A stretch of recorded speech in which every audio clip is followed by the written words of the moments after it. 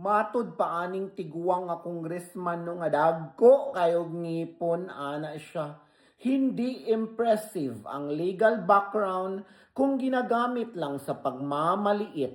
Mas nakakabahala ang may alam sa batas pero pinipiling baluktutin ito. Pasok, bend the law. Kinsa man ang mahilig mag-bend sa law, di ba si Tolfo og si Voyeng? Agoy, nakalimot ka, gitirada nimo ang imuhang sariling kakampi na maon na, wa na natarong na wrong send na. Tungod ba ka na sa kadagko sa imong ngipon o sa imong pangidaron? Di lagi magpatakag yaw-yaw kay kanang inyong mga gipang yaw-yaw. Kamurag yun ang mabak to you, ana. Suma, nagpakaroon ingnon ka. Nga dili angay.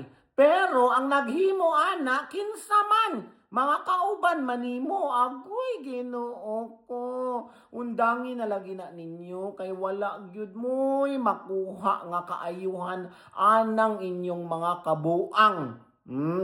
Kamuray mo ana kaugalingon na ninyo mauwawan mauna no nga magpuyo ug magnumay-numay ug magbag-o na ta labi nagtiguang na ta kay na Ginoo ko asa ka puniton na butlang gyud busa ipatanggal ng imong ngipon.